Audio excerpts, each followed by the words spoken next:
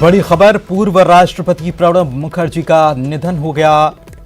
वे army अस्पताल में भर्ती थे, काफ़ी दिनों से उनका इलाज चल रहा था। उनके बेटे ने जानकारी दी है, इसको लेकर उन्होंने ट्वीट किया है। 84 साल की उम्र में प्रणब मुखर्जी अब हमारे बीच से चले गए।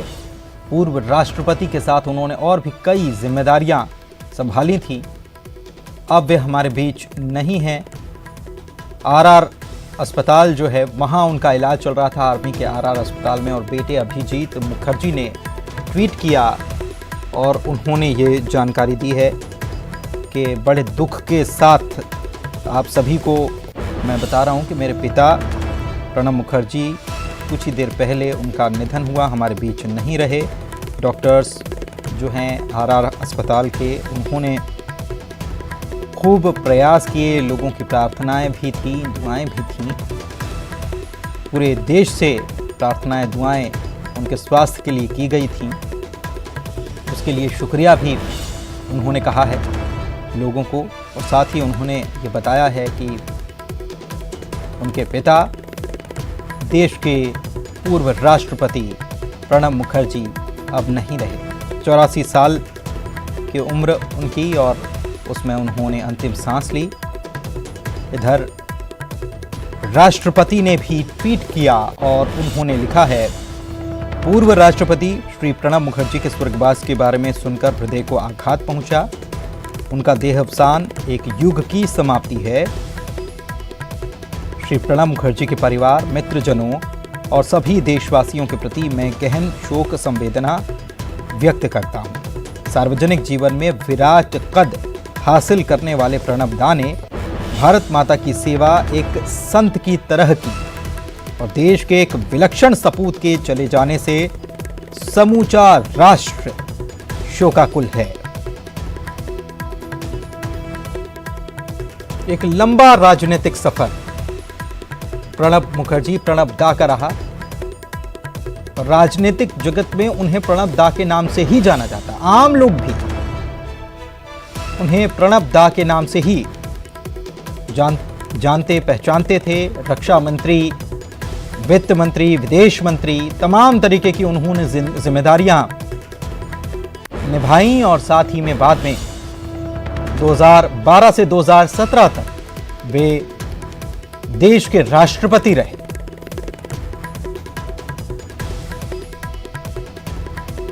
यूपीए के शासनकाल में तो उन्हें संकट मोचक की संज्ञा दी जाती। 2 बार ऐसे मौके भी आए जब वे पीएम की कुर्सी तक पहुंचने वाले थे, लेकिन एक कदम दूरी पर वो रह गए। और बीरभूम, पश्चिम बंगाल के बीरभूम जिले के गांव में उनका जन्म हुआ था। और विरासत जो मिली, राजनीतिक विरासत, उसी को उन्होंने आगे बढ़ाया। राज्यसभा से वे कई बार राज्यसभा के लिए चुने गए।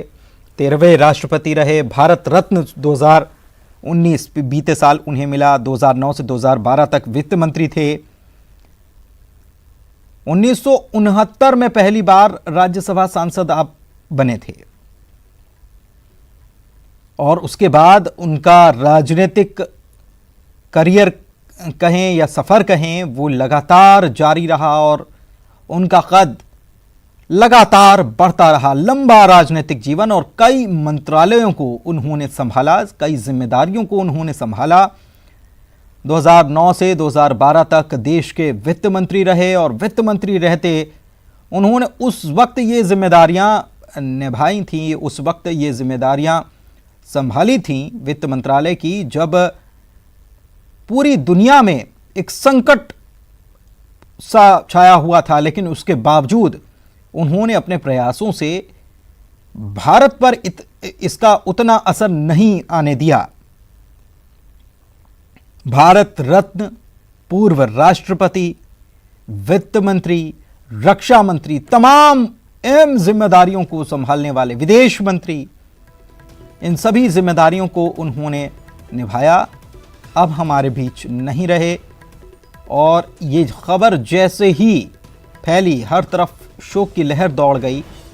राष्ट्रपति ने भी ट्वीट किया और उन्होंने लिखा कि सार्वजनिक जीवन में विराट कद हासिल करने वाले प्रणब दा ने भारत माता की सेवा एक संत की तरह की और देश के एक विलक्षण सपूत के चले जाने से पूरा राष्ट्र शोकाकुल है।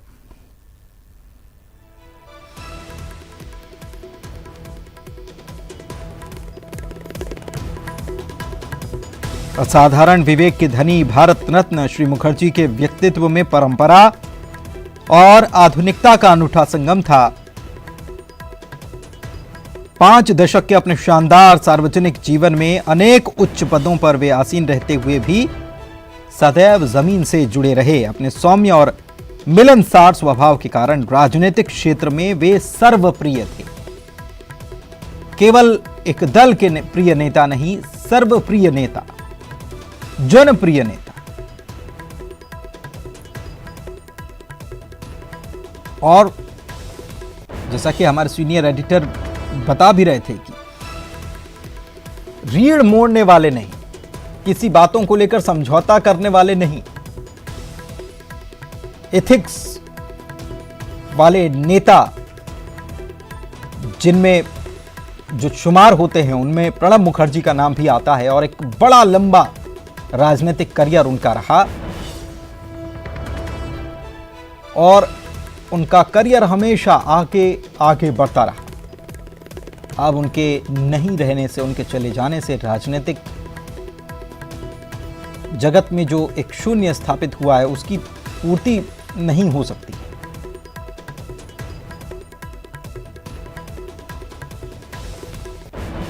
2012 से 2017 तक राष्ट्रपति पद की उन्होंने जिम्मेदारी संभाली। 2019 में भारत रत्न सम्मान भी मिला।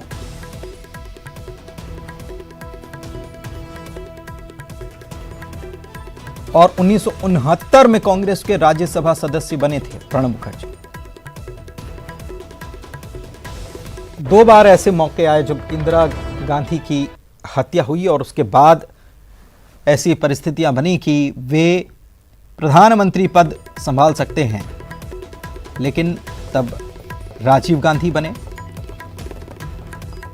और उसके बाद उनसे बात कर लीजिए, क्या कुछ उनको कहने को था, कहां कहां के इतिहास की बातें, कहां कानून की। जब संसद में भी कोई बात किसी ढंग की आ जाती थी तो उसको पुरानी पुरानी बातों का जिक्र करके उसमें कर लेते थे और काम रहते थे, हर वक्त काम में ही लगे रहते थे, उस फ्लो में रहते थे। कभी उनके घर जाओ तो देखते जा अपनी रात के समय डायरी लिख रहे हैं या किसी चीज़ का अध्ययन कर रहे हैं, पढ़ रहे हैं। तो कोई मौका नहीं था जब उनको बिना काम करते किसी वक्त देखा हो। ऐसा एक व्यक्तित्व था उनका। तो ऊंचे कद ऐसे ही नहीं बन जाया करते। आप सुन रहे थे कि क्या किस तरीके से उनकी जीवन शैली थी। देखिए, राष्ट्रपति का जो ट्वीट है वो भी हम आपको दिखा रहे हैं।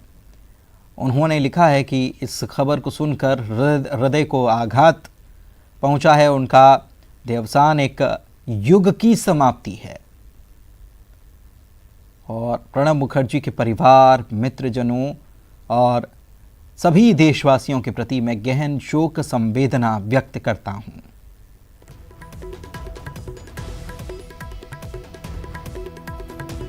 अहम जिम्मेदारियां निभाने वाले कांग्रेस के वरिष्ठ नेता, जिन्होंने कांग्रेस के अलग अलग दौर के नेताओं के साथ काम किया, कदम से कदम मिलाकर चले और लंबा राजनीतिक अनुभव जिनके पास था, अलग अलग पदों पर आसीन रहते हुए काम किया, राष्ट्रपति पद की जिम्मेदारी उन्होंने निभाई 2012 से लेकर 2017 तक। इसी दौरान सरकार जरूर बदल गई, लेकिन उनके संबंध हमेशा एक जैसे, सभी दलों से एक जैसे। 2019 में उन्हें भारत रत्न से नवाजा गया।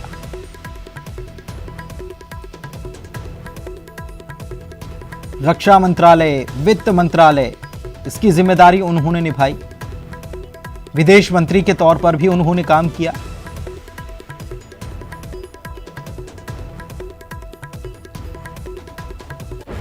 और प्रधानमंत्री ने भी शोक जताया, दुख जताया है प्रणब मुखर्जी के निधन पर। दुख जताया है प्रधानमंत्री ने। दिल्ली के आर्मी अस्पताल में उनका इलाज चल रहा था, आरआर अस्पताल में वे भर्ती थे। काफी दिनों से उनका इलाज चल रहा था और आज उनका निधन हो गया। कुछ वक्त पहले खबर आई, 84 साल की उम्र में उन्होंने अंतिम सांस ली। भारतीय राष्ट्रीय कांग्रेस के वरिष्ठतम नेताओं में शुमार प्रणब मुखर्जी हमारे बीच नहीं रहे और इस खबर के सामने आते ही पूरे देश में एक शोक की लहर। प्रधानमंत्री ने भी दुख जताया है उनके निधन पर। और प्रणब मुखर्जी का जाना एक युग का अंत है। राष्ट्रपति ने ट्वीट जो किया है उसमें लिखा है कि ये एक युग का ये अंत है उनका जाना। उन्होंने भारत मां की सेवा, एक संत की तरह उन्होंने भारत मां की सेवा की। इतिहास, रक्षा क्षेत्र के जानकार थे। गृह मंत्री अमित शाह ने भी प्रणब मुखर्जी के निधन पर शोक जताया है। एक खालीपन छोड़ गए भारतीय राजनीति में प्रणब दा।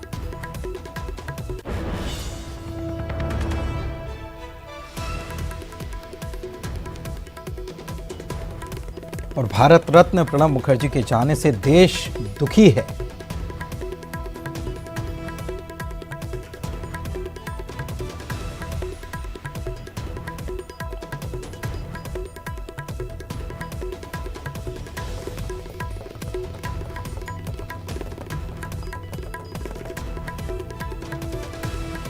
प्रधानमंत्री ने ट्वीट किया और दुख जताया है।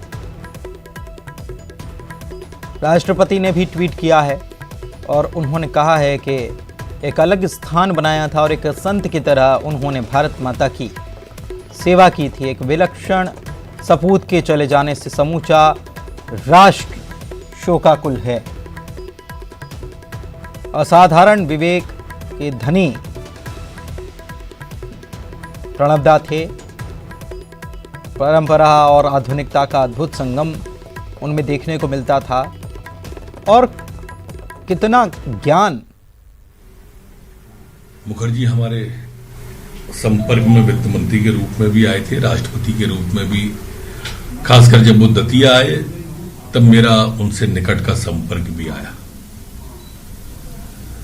पहले तौलना फिर बोलना, ये उनकी विशेषता थी। जब भी बोलना सोच के बोलना, समझ के बोलना। लोकतंत्र को जो मजबूती आई पिछले दिनों में, पिछले वर्षों में, उसके एक अच्छे स्तंभ थे माननीय मुखर्जी जी। उनका जाना निश्चित रूप से बहुत बड़ी क्षति है भारतीय राजनीति की। वो एक स्तंभ थे। मैं उनके चरणों में विनम्र श्रद्धांजलि अर्पित करता हूं और परमपिता परमात्मा से प्रार्थना भी करता हूं कि वह अपने चरणों में उन्हें स्थान दे और उनके परिवार वालों को यह गहन दुख सहन करने की शक्ति प्रदान करे।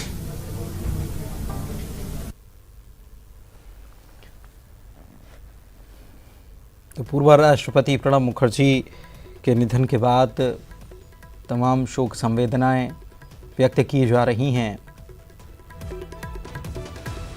और एक तस्वीर और आपने कुछ देर पहले देखी जिसमें एक तरफ प्रणब दा नज़र आ रहे थे, दूसरी तरफ पूर्व प्रधानमंत्री राजीव गांधी थे। और ये देखिए, ये तस्वीरें उनकी, ये यादें हैं और ये तमाम तरीके की उन्होंने जिम्मेदारियां संभाली। उन्होंने तरह तरह की जिम्मेदारियों का निर्वहन किया और प्रणब दा के नाम से लोग उन्हें पहचानते थे। उन्होंने प्रणब दा के नाम से स्थान बनाया, लोगों के दिलों में स्थान बनाया। अलग अलग पदों पर उन्होंने आसीन रहते हुए कई सारी जिम्मेदारियों को निभाया। भारत के वित्त मंत्री बने 84 में। राव मंत्रिमंडल में पहली बार विदेश मंत्री भी वे रहे थे और 1997 में उत्कृष्ट सांसद भी प्रणब मुखर्जी चुने गए। 13वें राष्ट्रपति के रूप में उन्होंने 2012 में शपथ ली। 2017 तक वे राष्ट्रपति पद पर आसीन रहे और 2019 में उन्हें भारत रत्न से नवाजा गया। वित्त मंत्री रहते हुए उन्होंने बड़ी जिम्मेदारियां निभाई और वो वक्त वित्त मंत्रालय जब वे संभाल रहे थे तब वक्त जो था वो पूरी दुनिया में मंदी का दौर था और ऐसे में बड़ी चुनौतियां थीं देश के सामने। लेकिन उन्होंने वित्त मंत्री रहते हुए भी अपनी जिम्मेदारियों को निभाया। न केवल निभाया बल्कि जो असर हो सकता था भारत की अर्थव्यवस्था पर उसको लेकर भी वे बड़े चिंतित थे और उन्होंने उससे भी भारत को निकाला। ये देखिए, ये जो तस्वीर आप देख पा रहे हैं ये वो पुरानी तस्वीर जिसमें दिग्गज नेता नजर आ रहे हैं। एक तरफ नरसिम्हा राव बैठे हुए थे, दूसरी तरफ प्रणब मुखर्जी और बीच में राजीव गांधी। ये पुरानी तस्वीर और ये देखिए, ये जो तस्वीर है ये प्रचार के दौरान की ये तस्वीर आप देख सकते हैं कि क्या जन समूह उमड़ा था और ये बताने के लिए काफी है कि कितनी जगह से ऊपर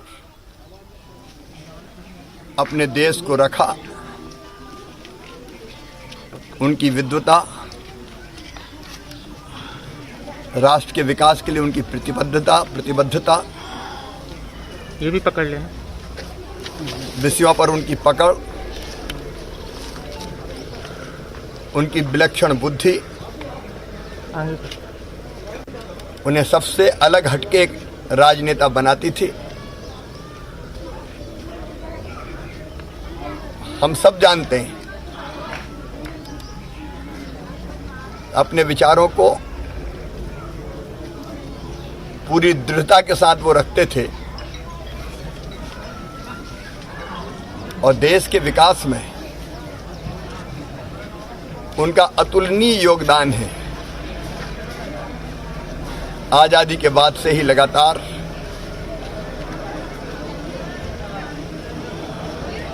सरकारों में, केंद्र सरकार में विभिन्न महत्वपूर्ण पदों पर रहकर उन्होंने मां भारती की जनता की अद्वितीय सेवा की है। जब वे वित्त मंत्री थे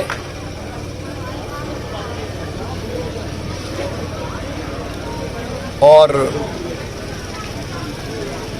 मध्य प्रदेश में किसानों की फसलें खराब हुई थी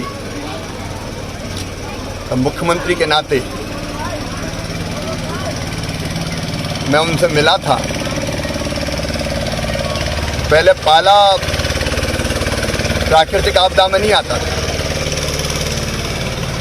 ये प्रणब दा ही थे जिनने कहा कि पाला भी प्राकृतिक आपदा है। एक ग्रुप ऑफ मिनिस्टर से बना था जिसको हेड प्रणब दा कर रहे थे और मध्य प्रदेश को उन्होंने 350 करोड़ रुपए से ज्यादा की राशि दी थी। इतनी सेवा अलग अलग क्षेत्रों में रह के उन्होंने भारत माता की है। उनको भारत रत्न से सम्मानित किया गया था। सचमुच में वो मां भारत के रत्न थे। मैं उनके चरणों में श्रद्धा के सुमन अर्पित करता हूं मध्य प्रदेश की 8 करोड़ जनता की ओर से और परमपिता परमात्मा से प्रार्थना करता हूं कि वो उन्हें अपने श्री चरणों में स्थान दे।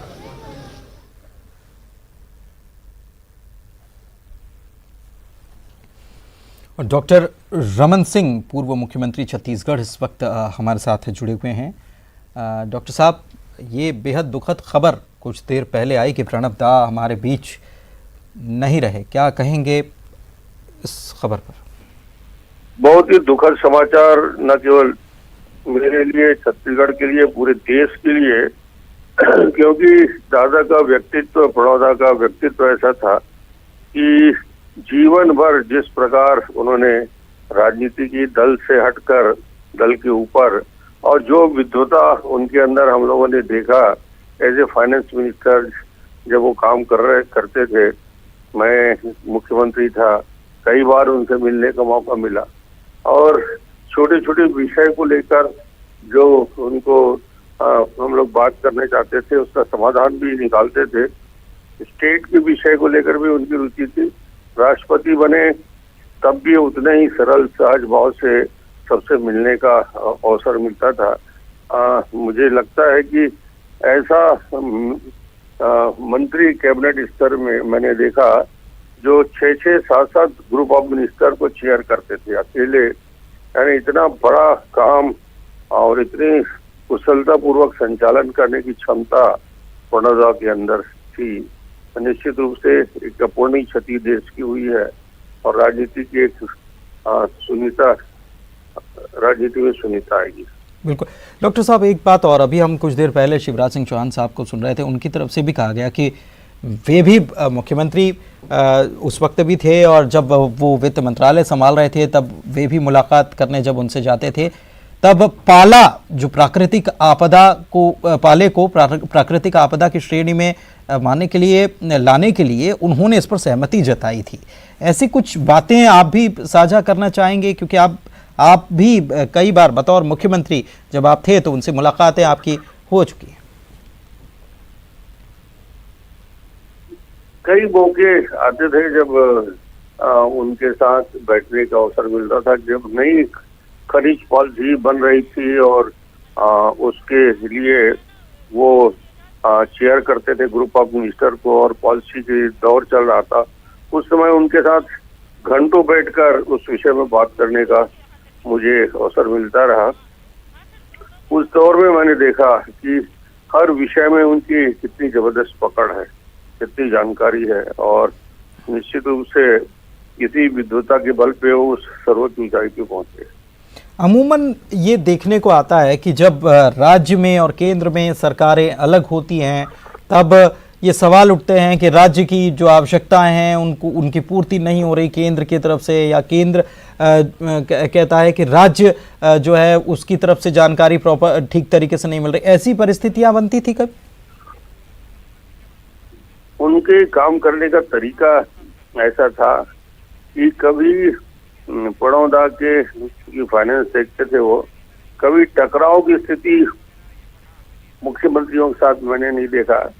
बहुत ही धैर्य उनके अंदर असीम था, सुनते थे और जो संभवतः हम सबको संतुष्टिदायक निराकरण भी करते थे। एक अच्छी बात। एक वित्त मंत्री के बतौर उनका काम आप कैसे देखते हैं, वो भी तब जब पूरी दुनिया में आर्थिक संकट की स्थिति थी और उस वक्त में उन्होंने भारत की अर्थव्यवस्था को जिस तरीके से संभाला था, क्या कहेंगे?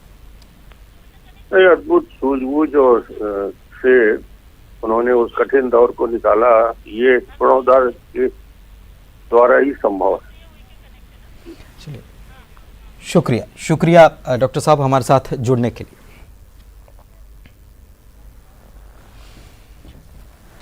राज्यपाल छत्तीसगढ़ अनुसुईया उइके इस वक्त हमारे साथ जुड़ चुकी हैं। मैम नमस्कार। ये दुखद आज समाचार प्राप्त हुआ, आपकी तरफ से क्या प्रतिक्रिया? हाँ, मुझे भी अभी दुखद समाचार मैंने सुना तो बहुत ही दुख हुआ। विश्वास ही नहीं हो रहा था कि वो अभी इतनी जल्दी चल जाएंगे। एक ऐसा देश का ऐसा विद्वान व्यक्तित्व के धनी थे और काफी बड़े बड़े महत्वपूर्ण पदों में वो रहे और वित्त मंत्री के रूप में भी उन्होंने बहुत ही अच्छी भूमिका निभाई और उनसे हमने काफी सीखा। जब मैं 2004 से 12 के बीच में राज्यसभा सांसद थी तब वो वित्त मंत्री हुआ करते थे और उनका जब हम सदन के अंदर जो उनका भाषण सुनती थी तो बहुत ही मैं प्रभावित थी। और आज वो अचानक ये समाचार सुना तो बहुत दुख हुआ। हमने हमारे देश के लिए भी एक बहुत ही एक क्षति हुई है। ऐसे बहुत ही बिरले ही नेता इस देश में जन्म लेते हैं और जिनको हमेशा उनके किए हुए कार्यों को पूरा देश याद करेगा और उनकी हर क्षेत्र में एक बहुत बड़ी पकड़ भी थी, बड़ी भूमिका थी, और उनको उसी कार्य को लेकर उन्हें एक जागरूक सांसद का भी सम्मान मिला था और पद्मश्री से भी उनको नवाजा गया था, और 2019 में भारत रत्न से भी उनको सम्मान किया गया था।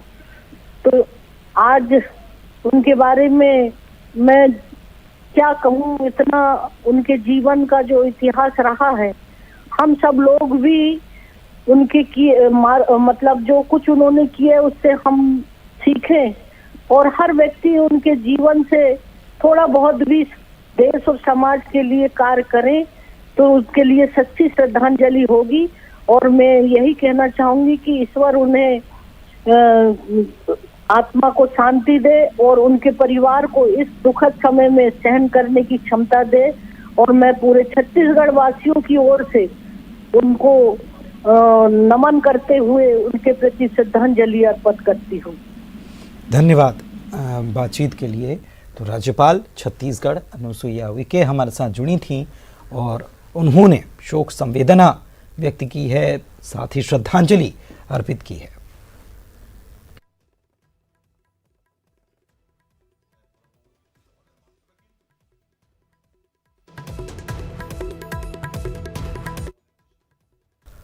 और ब्रेक का वक्त हो चला, जल्द लौट रहे हैं।